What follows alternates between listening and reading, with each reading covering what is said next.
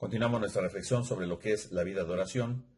Ya en el video pasado hablábamos de la definición de oración en general, los preámbulos básicos para conocer lo que es la oración y por lo tanto los elementos que nos deben de ayudar precisamente para poder profundizar y para poder entender en general las características de la oración. Ahora daremos un paso más y podemos ver entonces dos elementos primordiales de la oración. Teniendo ya los contenidos esenciales, entonces, ¿cuáles serían las formas de la oración y cuál sería la pedagogía para vivir la oración? En primer lugar, las formas de oración. ¿Qué entendemos nosotros cuando hablamos de las formas de oración? ¿A qué nos referimos? Pues que la oración, ¿verdad?, no es simplemente un esquema teórico, ¿no? Cuando alguien va a hacer oración, no significa tengo ya una estructura teórica que yo dé, no. La oración va mucho más allá.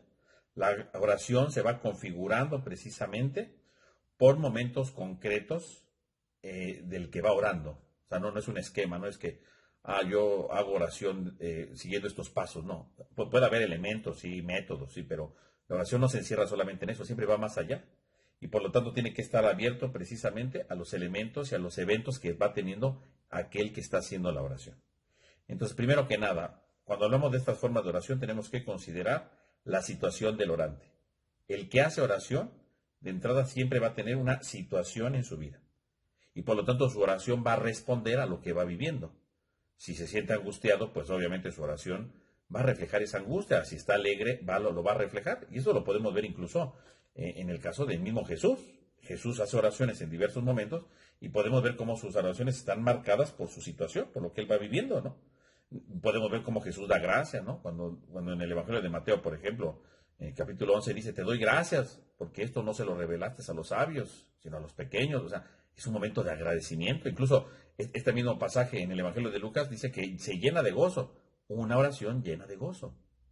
Pero también en el Huerto de los Olivos, bueno, pues está ahí una oración en donde sufre, una oración en la que no entiende bien las cosas, en la que está tratando de entender lo que está a punto de vivir, como lo diría la carta a los Hebreos, ¿no? En 5:7, oraba entre gritos y lágrimas. Es decir, la oración no solamente se da en un momento concreto, ¿no? O sea, voy a hacer oración solamente cuando me sienta contento. No puede ser. O como las personas a veces llegan a decir, yo hago oración cuando siento bonito. No, eso no es. La oración surge en todas circunstancias de la vida y lo que el orante va viviendo responde a su oración. Y su oración va a reflejar precisamente esta realidad en su vida. Por lo tanto, todas las situaciones que pueda tener un sujeto es perceptible o susceptible de ser orado. Todo es orado. Todo tiene esa capacidad de vivir esa oración. Incluso, ¿verdad? A veces podremos hacer oración, diríamos, desde la luz, ¿no? Cuando todo es claro, cuando la luz lo invade todo, cuando todo tiene sentido, cuando todo lo entendemos, cuando todo lo comprendemos. Puede haber una oración perfecta. Ya lo entendemos todo. Pero también habrá momentos de oscuridad, ¿no? Como lo dice San Juan de la Cruz, la noche oscura. Y a veces pues no hay paz, a veces no hay tranquilidad ni serenidad, a veces todo parece desértico. Y en ese momento también hay que hacer oración. Y entonces la oración, por eso hay que reconocer, todo momento es susceptible de oración. Y en cada situación, y habrá momentos de desierto, momentos de la noche oscura, decíamos, o momentos de plena luz, pero siempre hay momentos de oración. Siempre tenemos que estar disponibles a la oración. En cada momento y en cada circunstancia hay una oportunidad para orar, para entrar en relación con Dios. Además de la situación que vive el orante, pues también debemos reconocer que cuando hacemos oración, pues tenemos diferentes contenidos. Es decir, la oración va teniendo diferentes expresiones. Y entonces, entre estas expresiones, nosotros podemos encontrar, en primer lugar, la oración de alabanza. Cuando hablamos de la oración de alabanza, nos invita precisamente a ver nuestra mirada desinteresada en Dios, porque eso es una oración de alabanza, ver desinteresadamente a Dios y ponernos justamente delante de Él, viendo la grandeza del Señor, viendo su realidad, su ser divino, y alabarle por esto. Cantamos la grandeza de Dios por lo que Él es, simplemente. Es un momento de alabanza. En segundo lugar, podemos ver que existe la oración de adoración, y la adoración en este sentido añade precisamente la consideración del hombre como una criatura dependiente de Dios, que es pequeña. Y por lo tanto que tiene que reconocer su pequeñez delante de la grandeza de Dios.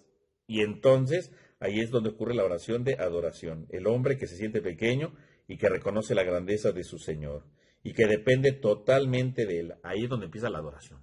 Entonces, fíjense, la alabanza es reconocer la grandeza de Dios y el otro es reconocer nuestra pequeñez y la grandeza del Señor.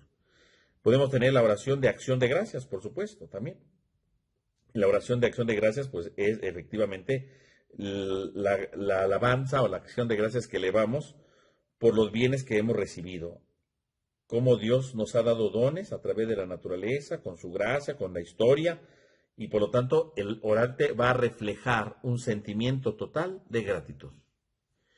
Y tenemos finalmente lo que llamaríamos la oración de petición y de intercesión, que quizás son las más populares, ¿no? La oración de petición pues va mirando siempre como a un futuro, ¿no? Pidiéndole al Señor que le dé aquello que requiere, aquello que necesita.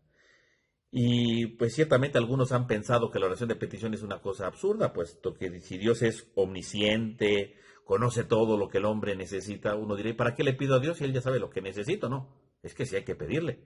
Dice San Agustín precisamente al respecto, Dios siempre tiene intención de dar, Dios siempre tiene intención, pero solo le da a quien lo pide, para no dar a quien no está dispuesto a recibir. O sea, Dios conoce nuestras necesidades, claro, y sabe lo que requerimos y sabe lo que necesitamos, claro, pero Dios solamente lo va a dar cuando se lo pedimos.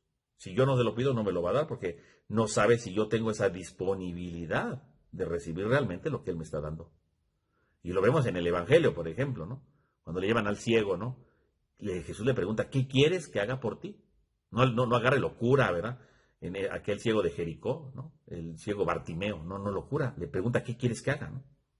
Y él le dice que vea. Le contesta, ¿no? Que vea. O sea, porque a lo mejor lo llevaron y a lo mejor él quería otra cosa, a lo mejor quería una limosna, a lo mejor quería un saludo, un autógrafo, yo qué sé. No, que vea. Entonces ya el Señor le recupera la salud y entonces, obviamente, viene el milagro, pero porque él es el ciego el que lo pide. O en el Evangelio de Juan, ¿no? En el capítulo 5, cuando el paralítico también, ¿qué quieres que haga por ti? Es que quisiera caminar, pero cuando me voy a acercar a la piscina ya me ganaron. Es decir, Dios pregunta. Vemos estos pequeños ejemplos de oración en donde Jesús justamente pregunta qué es lo que desea. Y efectivamente la oración de petición implica que pidamos. Dios no nos va a estar dando todo, aunque sepa que lo necesitamos. A lo mejor lo necesitamos y no lo queremos, ¿no? Y hay gente así, ¿no? Que dice, yo creo que esta persona necesita esto y a la primera hora dice, no, yo no lo quiero. Yo estoy tranquilo así, aunque tengo esta carencia, esta deficiencia, así me siento bien. Entonces, la oración de petición implica precisamente esta realidad.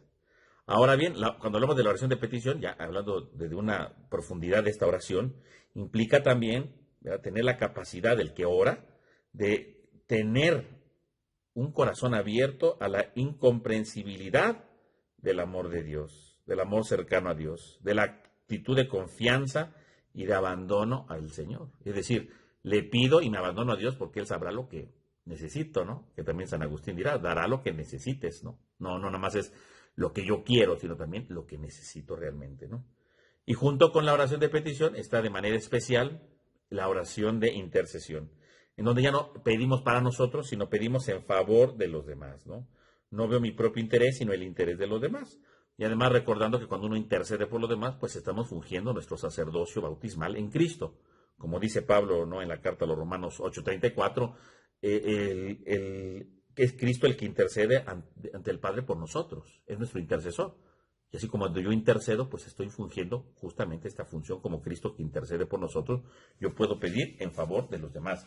Entonces tendremos aquí justamente esta situación de los contenidos de la oración, ¿no?, que podemos alabar, que podemos adorar, que podemos dar gracias, podemos pedir o interceder, ¿no? Básicamente tendremos aquí entonces estas formas de oración. Pero también cuando nosotros hablamos de la oración, podríamos ver nosotros los caminos de la oración, es decir, la manera con la que nosotros podemos orar. Y entonces, cuando alguien quiere hacer oración, pues hay diferentes caminos para hacer oración. Y entonces podemos decir en general que habría como cuatro elementos o 4 caminos a seguir para alcanzar la oración. En primer lugar, tenemos la llamada oración vocal.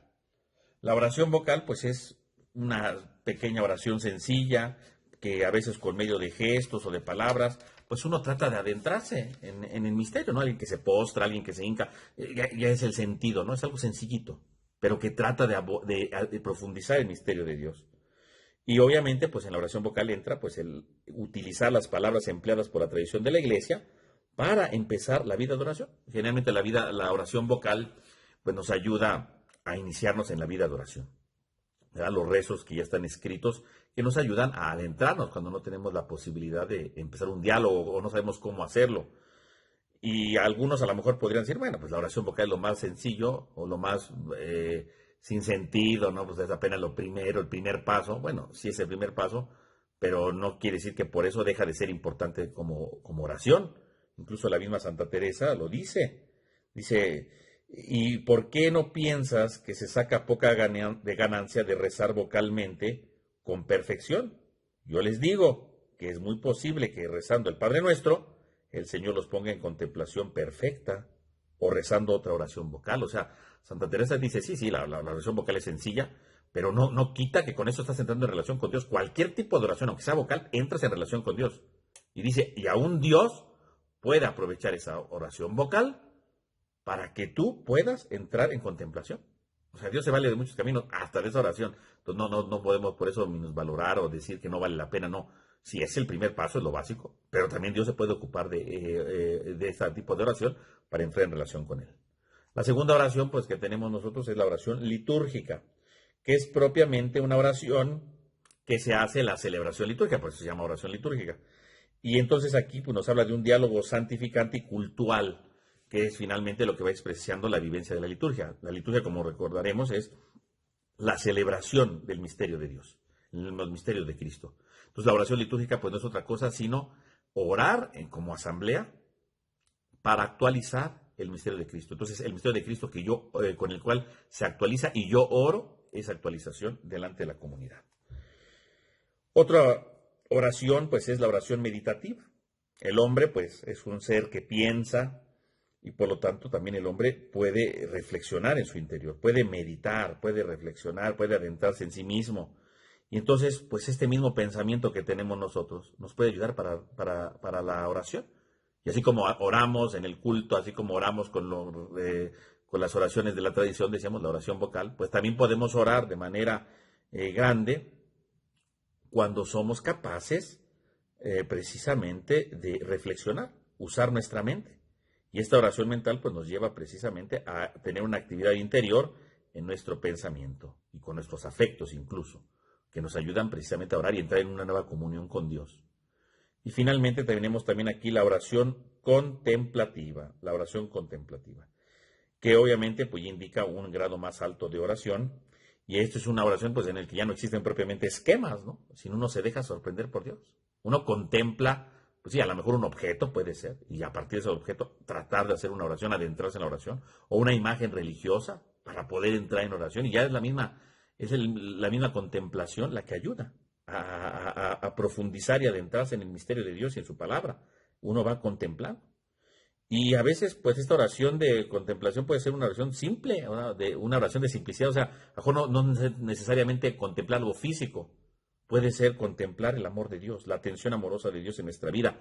O sea, yo puedo contemplar al amor de Dios. No nada más, la oración contemplativa puede sí remitirnos a ver algo físico, pero también la oración contemplativa puede ayudarnos a nosotros contemplando el misterio de Dios, o sea, a contemplar no nada más algo externo, sino algo interno, ¿no? Y reflexionar en el amor de Dios y entonces lo contemplo, ¿no? Y me va transformando totalmente. De tal manera que entonces aquí tendremos estos 4 tipos de oraciones que nos llevan precisamente a diferentes caminos, desde lo más sencillo que es la vocal, la oración litúrgica, la oración meditativa y la contemplativa. Incluso de la contemplativa se podría desglosar otra oración que sería la oración mística, que implicaría ya un progresivo crecimiento en la relación con Dios y dejar cómo Dios va actuando en la vida del hombre. Y el hombre va recibiendo pasivamente y receptivamente la acción de Dios que lo va transformando, ¿no? También ahí podemos hablar de una oración mística que ya es mucho más profunda, mucho más honda, que obviamente no todos lo van a tener, pero algunos pueden acceder a esto. E incluso Santa Teresa, cuando dice que es una oración mística, bueno, la oración mística requiere entonces varios elementos: el recogimiento infuso, la oración de quietud y la oración de unión, porque finalmente el misticismo me lleva a adentrarme a las profundidades de la presencia de Dios, de su persona, ¿no? Entonces, obviamente, implica estos elementos, ¿no? El recogimiento, la quietud y por supuesto la unión, ¿no? Esos son elementos centrales.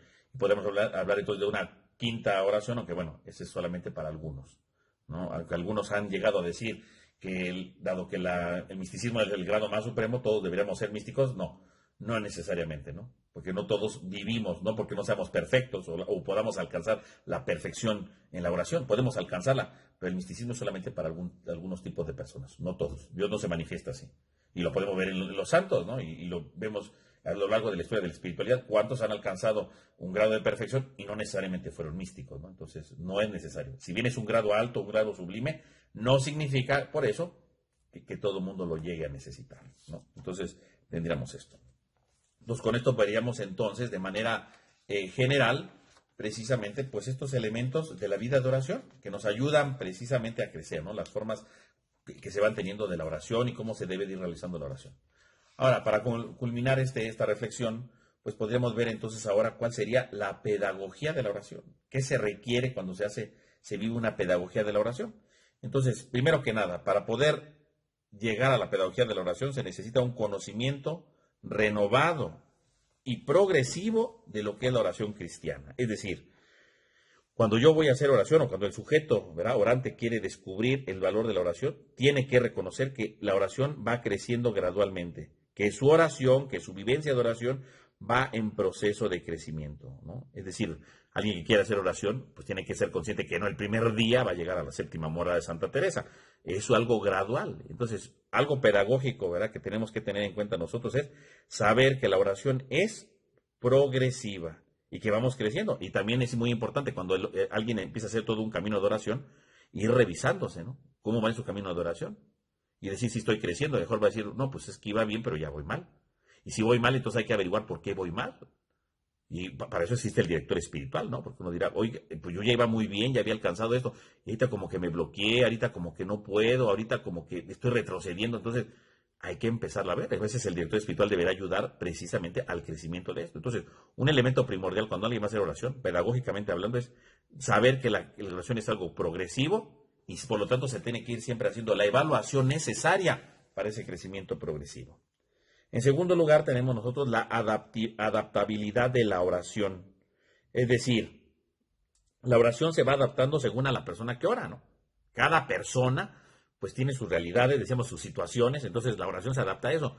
No podemos decir, no, la oración es solamente para cierto tipo de persona, ¿no? Para cierto tipo de comportamientos. No, la oración es para todos. Y la oración se va a ir adaptando en las necesidades de cada persona, obviamente.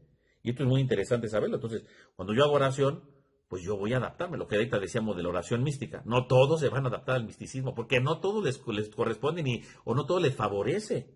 Cada quien tiene su manera de ser. Por ejemplo, Santa Teresita de Lisieux, ella nunca fue una grande mística como Santa Teresa de Ávila. Y ella misma decía que no quería eso. Y es una santa. Es decir, la oración se va adaptando a las situaciones que se va viviendo, a la manera como piensa, a la manera como se vive. Es siempre adaptable. No hay un esquema exacto de oración, no se puede cerrar la oración solo con ciertas características, siempre se va a adaptar. Y por lo tanto, la oración de manera integral, ¿verdad?, tiene un valor fundamental que debe de ir creciendo, pero que estará siempre abiertos a las realidades de cada persona que ora, ¿no? Y esto es importante cuando alguien va a empezar un proceso de oración, para que lo reconozca. En tercer lugar, tenemos, ¿verdad?, en este proceso pedagógico, la diversidad de los orantes. Es decir, cuando yo voy a hacer oración, pues debemos de considerar que así como se adapta a cada necesidad, pues también la oración es según cada orante, según su edad, según su contexto sociocultural, según su experiencia religiosa, según su compromiso cristiano. Pues sí, el orante es distinto. No es lo mismo una persona que, por ejemplo, se dedica a la evangelización a una persona que casi no, que nada más va a misa el domingo. Los dos pueden hacer oración, pero son orantes distintos. Y por lo tanto, hay que reconocer, no puedo decir, es que yo tengo que ser como esa persona, no. A lo mejor sí puedo tener un modelo de alguien que ora y muy bonito y extraordinario, que bueno, ¿no? Es algo muy, muy favorable, claro. Pero también tenemos que reconocer que cada uno de nosotros somos únicos y por esa razón, precisamente porque cada uno es único, pues cada uno se va adaptando a su realidad, ¿no? Y cada uno tiene su realidad. Un niño no va a querer orar igual que un adulto, ¿no? Es distinto. Cada uno tiene su realidad, ¿no? Entonces los orantes son diferentes. No hay un orante. Así como la oración no se puede encerrar en un solo esquema, tampoco se encierra en un solo tipo de orante. Los orantes van también cambiando, ¿no? Como consecuencia de la adaptabilidad de la oración, ¿no? En cuarto lugar, pues el sujeto de la oración, ¿verdad? Para tratar de la oración, pues es imprescindible partir de todo sujeto que ora. Y por lo tanto, cuando hablamos del sujeto de oración, pues tenemos que tomar en cuenta que los sujetos de oración son diferentes, lo que de ahorita decíamos de los tipos de orantes, pero el sujeto de la oración debe de reconocer que debe de entrar la presencia del Espíritu Santo y que debe de tener disponibilidad y docilidad a que el Espíritu lo vaya guiando, ¿no? El sujeto de la oración debe reconocer que cuando quiere hacer oración debe dejar de lado su narcisismo, puesto que el narcisismo iba a instrumentalizar la oración a sus beneficios, ¿no? Para decir, ay, qué grande soy, qué bueno soy, como el fariseo de la parábola de Jesús, ¿no? Ay, yo no soy bueno, yo soy muy bueno, yo no soy como el publicano. Bueno, pues es una oración inútil, es narcisista. El sujeto de la oración tiene que reconocer su realidad, que tiene que ser dócil al espíritu, que tiene que ser, dejar de lado el narcisismo, que tiene que tener la capacidad de conversión, porque obviamente el que hace oración, en la medida que va creciendo, se da cuenta de sus fallas y tiene que irse convirtiendo. No es que el que haga, ya porque hago oración, pues ya la hice, yo no tengo que cambiar nada, ¿no? Como hay personas que dicen, no, yo ya recé un Padre Nuestro, ya no le debo nada a Dios, la vida me debe a mí. No, al contrario. Si yo hago oraciones porque estoy disponible para la conversión, la misma oración me va a ir revelando y me va a ir concientizando de lo que voy a cambiar, ¿no? Tengo que tener esa disponibilidad. Y por supuesto, pues la capacidad de trascender. El sujeto que hace oración tiene que tener como característica la trascendencia. Sabe que poco a poco va a ir creciendo y que va a ir relacionándose con Dios y que va a ir creciendo en la presencia de Dios. Y por supuesto, el sujeto que hace oración, pues tiene sus afectos, su afectividad, su amor, ¿verdad? Y todo esto le va a posibilitar también para la oración. Y la persona que sea más sensible, pues a lo mejor llora en la oración. A la persona que sea menos insensible, a lo mejor no llora, a lo mejor no expresa tanto emoción. Obviamente, la afectividad también repercute en la vida de oración. Y por supuesto, para poder hacer oración, pues necesitamos siempre un contexto fundamental, un contexto bueno que ayude al realizar la oración. Y el contexto esencial de la oración siempre va a ser el silencio, que a muchos no les gusta, pero la única manera de vivir la experiencia de la oración, pues es el silencio, no hay otra. Porque solamente en la medida que hay silencio, podrá haber una oración con calidad y de experiencia auténtica con Dios. Y de silencio no solo externo, sino de silencio interno, ¿no? Como decía Santa Teresa, que la mente era la loca de la casa, sí, porque no dejaba que hubiera silencio, ¿no? No permitía que el silencio fuera que llegara a su vida, ¿no? Se distraía con otras cosas. Por eso es importante también trabajar en el silencio, ¿no? Reconocer el silencio. Que a veces el mundo de hoy está tan lleno de ruidos que no les gusta el silencio, pero el silencio es algo muy importante, porque ahí es donde la voz de Dios resuena y se va adentrando precisamente en aquello que se requiere para la vida de la oración. Y pues el silencio es lo que muchas veces va a ayudar precisamente para comunicarnos mejor con Dios, para poder escuchar a Dios en la oración y poder nosotros hablar con el Señor. Eso es lo importante. El silencio ayuda precisamente a esto. Y admira, ¿verdad? Y nos va ayudando a admirar la grandeza de Dios. Entonces, el contexto del silencio, reconocer que es un elemento pedagógico fundamental cuando hablamos de la oración. Tenemos también otro elemento importante que es, pedagógicamente hablando, un presupuesto importante, es la relación entre la oración y la vida. Es decir, cuando yo hago oración, implica precisamente que yo debo de comprometerme con los demás. La vida de oración me ayuda a cambiar mi vida. Hace rato decíamos, el sujeto tiene que estar disponible a la conversión, pues de la misma manera. Así como el sujeto está abierto a la conversión, bueno, pues porque la oración me cambia, me hace mejor. Si una persona hace mucha oración y sigue siendo el mismo de siempre, entonces está haciendo mala oración. O peor, ¿no? Cuando hacía mi oración era mejor y ahorita ya después de 10 años hago oración y ya soy un gañán. Bueno, pues ahí hay un problema. No has hecho para nada bien la oración. A lo mejor lo haces por compromiso, a lo mejor lo haces porque no te queda de otra, pero la oración te tuvo que haber cambiado. Si hacer oración diario no te ayuda a ser mejor, pues entonces no hay relación entre oración y vida y por lo tanto la oración la estás haciendo mal. O la estás haciendo obligado, la estás haciendo por otro interés, pero no lo estás haciendo realmente por cambiar y tener una vida espiritual. La vida espiritual se ve afectada fuertemente por la oración. Y finalmente tendríamos que decir que otro elemento de la pedagogía de la oración es la dimensión comunitaria y eclesial, ¿no? Es decir, cuando yo hago oración, no solamente hago yo mi oración, yo hago oración como parte de la iglesia y la iglesia es orante. Por lo tanto, mi oración no solamente es exclusivamente mía, es mía porque yo la dirijo a Dios, claro, pero mi oración se une a la de toda la iglesia y mi oración es partícipe de eso. Y esto lo podemos ver incluso, ¿verdad? Litúrgicamente hablando, en la liturgia de las horas, porque los salmos que yo rezo o recito, pues los está recitando en otros lados del mundo. Es decir, es una continuidad de oración. Y la liturgia de las horas es por excelencia esta oración comunitaria. Nos recuerda nuestra dimensión comunitaria en la oración. Todos participamos de una misma oración. Todos somos parte de una misma alabanza dirigida a Dios. Y mi oración personal, claro, también está dirigida a Dios y está unida al conjunto de la iglesia que ora. Y por lo tanto tiene esta dimensión eclesial que se debe de considerar en todo momento. Y lo importante de la vida de oración es que se debe siempre de perseverar. La oración implica siempre una perseverancia, ¿no? La oración no solamente son para 2 minutos, o no solamente son para un día, o ya ver cuando me acuerdo, es perseverancia. La vida de oración implica algo, la perseverancia. Y va a perseverar la persona que se convenza de la importancia de la oración. La persona que no persevera en la oración es porque dice, no, la oración no me interesa, no me importa, ¿no? O cuando alguien hace oración, por ejemplo, cuando está en la formación, pues siempre son obligados a hacer oración. Pero si no se convence de que la oración es importante, cuando deja la formación, deja de hacer oración. Porque nunca se convenció y porque en realidad nunca entró en verdadero diálogo con Dios. No hubo una pedagogía detrás de él, no se convenció. Entonces, la perseverancia es parte fundamental de la oración y se debe hacer de manera continua. Aún aunque haya momentos de noche oscura, aún aunque haya dificultades, aún aunque haya situaciones adversas, la oración debe ser siempre perseverante. Y se persevera en la oración cuando el creyente sabe y está convencido de la importancia de la oración. Si no está convencido de eso, nunca va a ser perseverante. Necesita siempre esta realidad.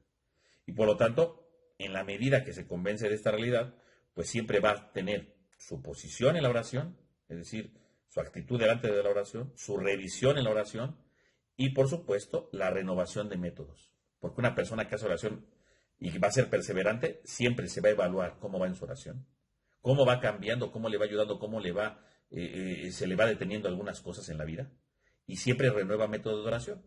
¿Verdad? Aunque alguien diga, a mí me gusta este método, bueno, sí, pero hay un momento en el que lo renuevo, porque hay un momento donde uno se bloquea, donde uno encuentra inquietud y lo renueva. Entonces, la perseverancia en la oración implica entonces el convencimiento de la importancia de la oración y por supuesto tener su posición, su revisión y su renovación siempre en los métodos de oración. Y entonces sí, irá descubriendo este valor de la oración y siempre dándole por supuesto su tiempo, porque para que haya oración y se pueda perseverar en la oración siempre se va a descubrir su tiempo. Y podrá decir, ahorita tengo este tiempo y tendré problemas, tendré dificultades y desde esas dificultades partirá mi oración, claro, pero es mi encuentro personal con Dios, no con mi problema, sino con Dios. Y entonces podrá seguir adelante.